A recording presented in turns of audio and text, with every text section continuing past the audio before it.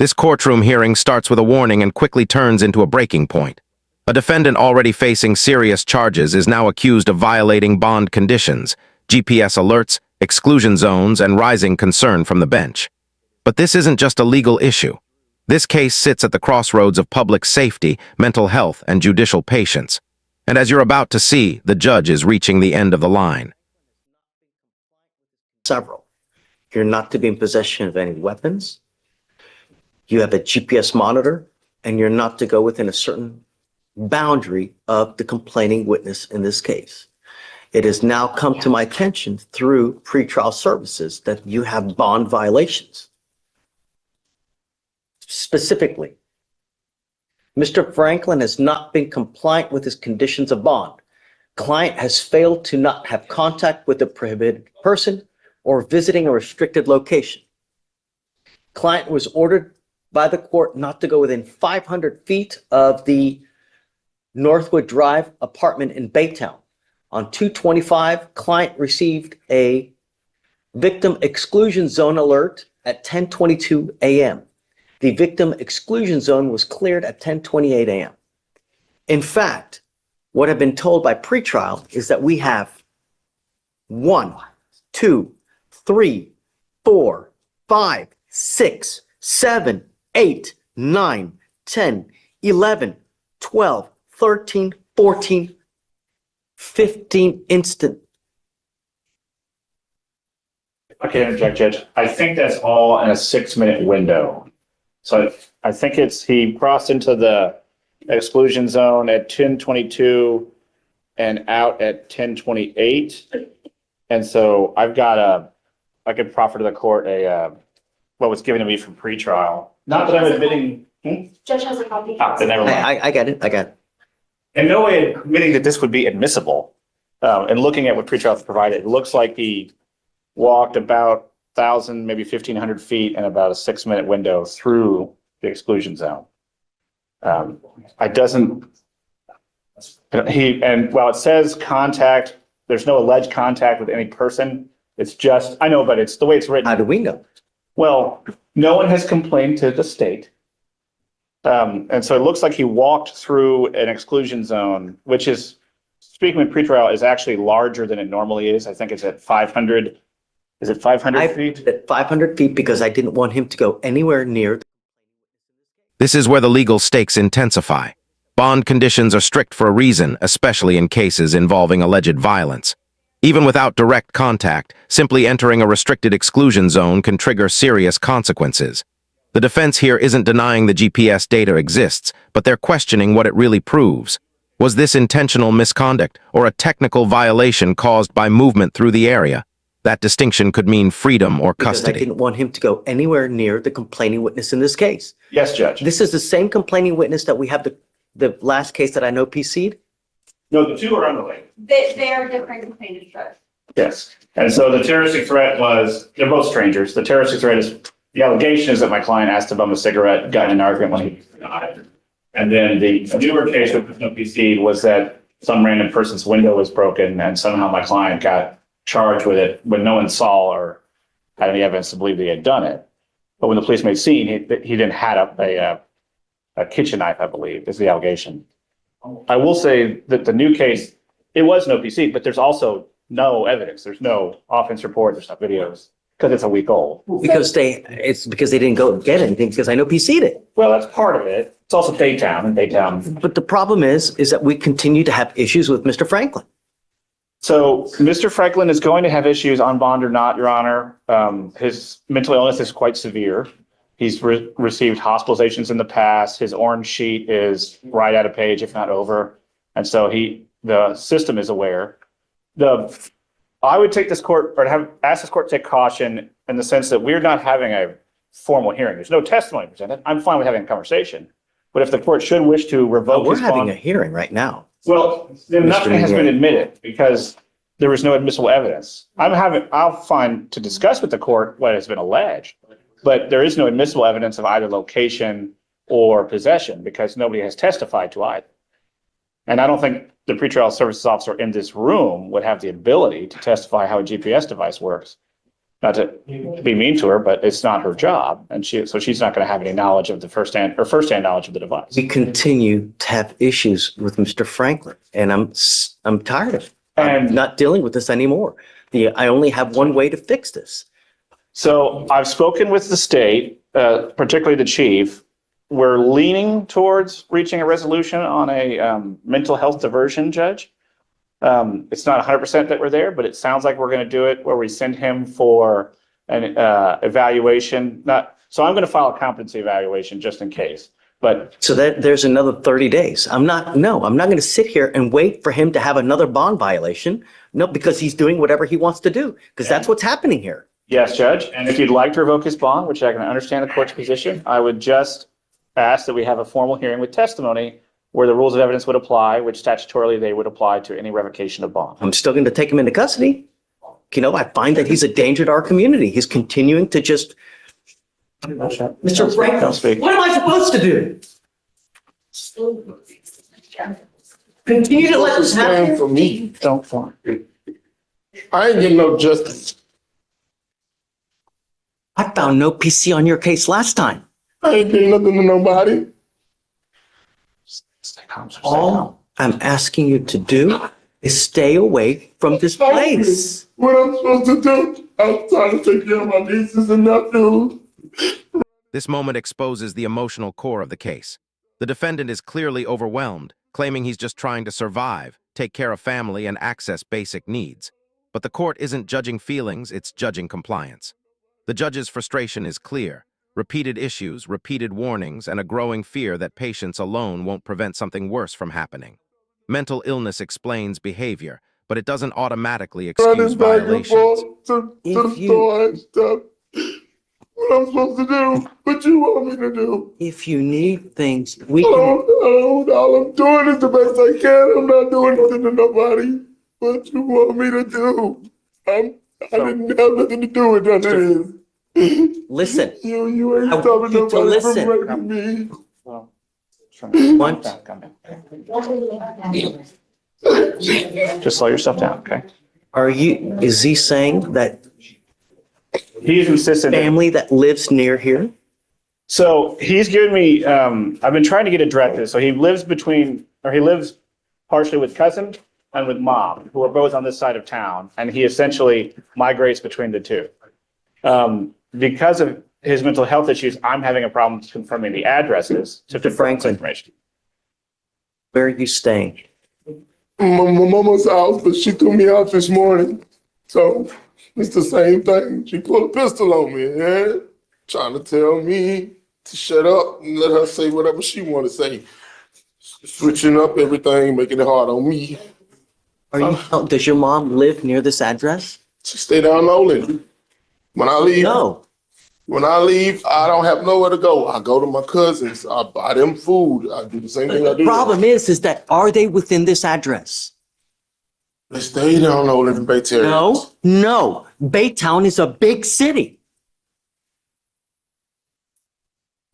I don't want you to go near where the complaining witnesses live. That's all I'm asking you to do. But I was just having to go to my oldest cousin's house and my mother-in-law's house, get food, and then So go get my here's what I medicine. want you to do. I want you to talk with Mr. Meunier right now, and I want to know exactly where they live in relation to this address. That's what I want to know. In relation I'm to my mother's debating address. whether to put you in or not. All I want to know is why. Because I've asked you not to go to this I want place, to and yet, find- no. I want you to talk to your lawyer. And I want to figure out where the places are where your mom lives, where the cousins live, so we know exactly where you can Yes, sir. and can't go. Yes, You sir. understand? Yes, sir. I completely. Go. Thank you, Judge. I've been trying to get the addresses and it's somewhat difficult, but we'll give it another try. Be right back. Mr. Mannix? I think I have the location figured out. It took a while because getting addresses from my client is I understand. difficult. It's okay. So, let me just visual aid. So the exclusion zone. No. Don't. Just take it off because I'm live streaming. I don't want to. Oh, okay, all right. So if you were to look at the exclusion zone, numbers 10 and 19 are just left of it. That is the cousin's house. So he lives probably 30 feet outside the exclusion zone. And so my client. So hold walks- on a second. You're saying, So, 13. so numbers 10 and 19, because I have, the ones I have are numbered. I see it, 10 and 19. That's that So- cousin? That, from what I can tell, is the cousin's house. I'm having to do this with What Google about Maps. number 24? Well, no. What I'm saying is that's where he's kind of living. He then walks through the exclusion zone. Mom's house is about 2 miles due east. This one, he's actually, I think he was walking to CVS to get his psych meds. And so he goes through the exclusion zone to get to Garth Road, which is the road that the CVS is on, which is just outside the map. I can show you on my phone if you'd like. So he walks to Garth and then goes north up Garth to get to the CVS and then east to Mop. So I think this 6-minute window, I think is him walking through the exclusion zone to get to CVS. As far as I can tell, that's what's going on. He never stops very long. It's a 6-minute time. It's CVS in relation to this. so in relation to the map, if you keep going east of the map, maybe half a mile. I don't understand the curve. That's him trying to walk around the apartment. He was trying. He's right next to it, man. It's like literally within like, He's going to get his psych meds, Judge. Rash thinking is not 100% level. He's trying to go around it from what I can tell. Well, I don't know, Judge. I think there's a big field and I think he's trying to go around to get to the field, to walk through the field. But CVS is, here, let me just show you my phone. That'll be the easier. So, no, but come around, because I don't want some live shit. I don't want to do this without you. I want you to understand something and listen to this clear. I want to protect every person in my county, and I want them to feel safe. This person is scared of you. That's why I don't want you near them. Do you understand, Mr. Franklin? All I'm asking you to do is stay away, because I don't want you to accidentally bump into them on the street. You guys exchange words, and then it goes absolutely haywire. That's what I'm trying to prevent. Do you understand? It's not to be mean to you. It's not to take away this. I'm a nice person. I don't like to put people in jail. But if you're going to be a problem and you're going to scare my city, I've got a problem with that, and I'm not going to take it. You understand? So CVS, where you're trying to get to on that map, is nowhere near where this person lives. Your cousin lives outside of the area of the zone of exclusion. Look at me. Mr. Franklin, there's no reason for you to go near where this person lives. You need to find another way. I'm not going to do this with you again. Do you understand? I'm trying to be nice to you now, and I'm trying to warn you that I don't want you to go near anywhere where they live. If you need help, Nathan can help you out. If you need a place to stay, we can find you a place. If you need eat food, if you need a job, we have resources we can give you. All you have to do is ask. But He can't give you a job. He can tell you where to go to try to find it. but I want everyone to feel safe. Do you understand? That's all I want. Oh my God. Like, I want you to feel safe. That's it. Here, everyone gets a fair shake. Everyone. I found no PC on your case last time, right? That's a fair shake. It doesn't get any more fair than that. Do you understand?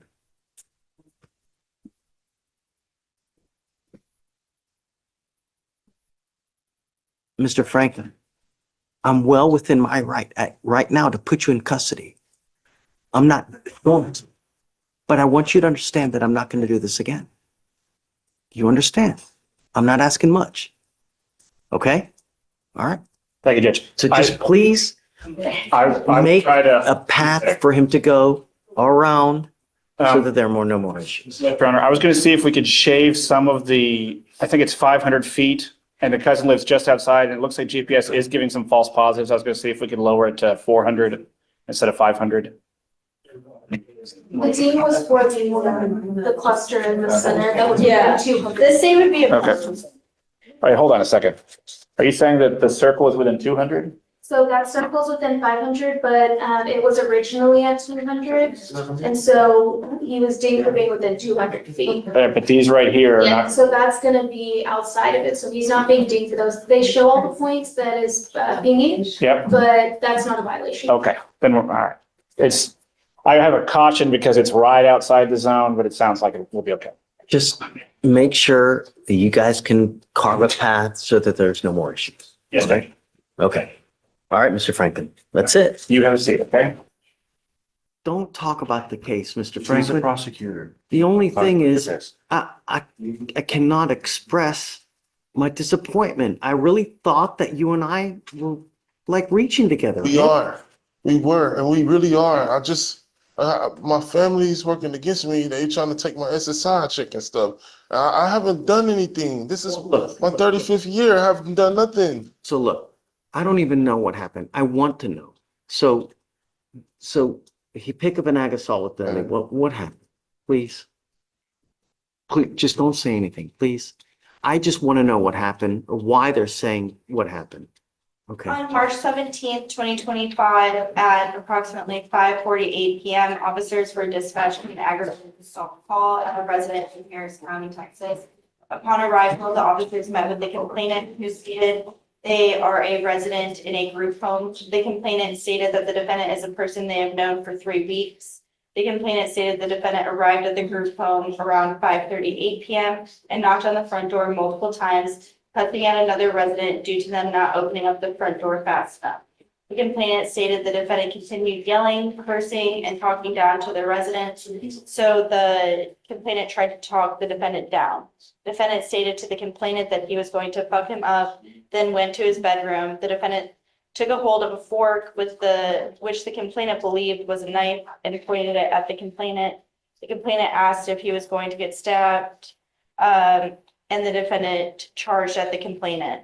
The complainant stated they feared for serious bodily injury or death. The complainant ran and locked themselves in their motor vehicle and called the police. While waiting for the police in the vehicle, the defendant was still threatening to kill the complainant and was kicking the vehicle.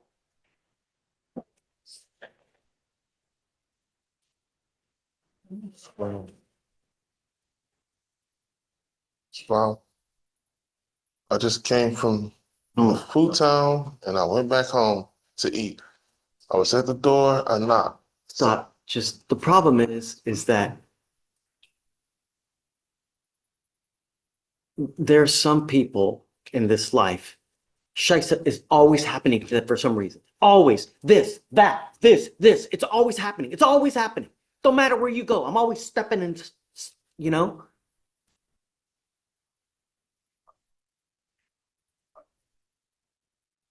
I'm not a violent person.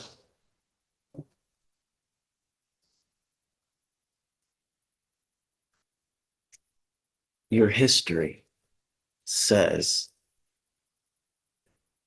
No, I'm not a violent person. I'm an SSI patient. I've been dealing with this stuff all my life. Soon as they get my name the only to thing use my social, the only thing I'm going to say is that, you know, it's time to do some deep reflection. You know, it really is time, because the thing is that I don't want you to end up with a 40-year sentence, man, because of the no self-control.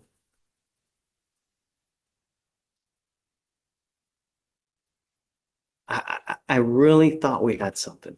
I'm just so disappointed, man. I don't know. Well, I'm the one that's been did wrong. Just, I don't care no more. So look, I got to revoke your bond, man. I don't So know why. Because you picked up a felony. I'm doing everything I can do. There's people out there doing hate cases, hate crimes, all towards people like me. All I'm trying to do is just get my home back. They took it from me. Everything, because stuff is happening against me. I'm not assaulting people. I never assault people. You know, the problem is that while this case is open, we can't do anything in here anyways. You know, what I'd like to do is, you know, have you evaluated to see how we go forward, because I just don't know. A lot of this stuff Can't was do it. already was false. This all of this stuff is false. So it's me. We're gonna have to wait for it to play out. I hope, I hope, Mr. Franklin, but I don't know. Well, I gotta wait to see the evidence and see what happens. In the end, the judge had to make a preventative decision. Faced with ongoing bond issues, community safety concerns, and unresolved felony allegations, the court chose custody over continued risk. This case highlights how quickly technical violations can escalate, especially when mental health and public fear collide. It's a sobering reminder that the justice system often acts before certainty exists. If you found this case as intense as we did, hit that like button, share your thoughts in the comments, and don't forget to subscribe for more real courtroom breakdowns. I can't just send me to a psych ward unit or something while all of this is going on. First, I have to have you evaluated, but I can't do that until the felonies are This is worked not making no out. sense. This is my 35th year, and I have to keep dealing with this stuff.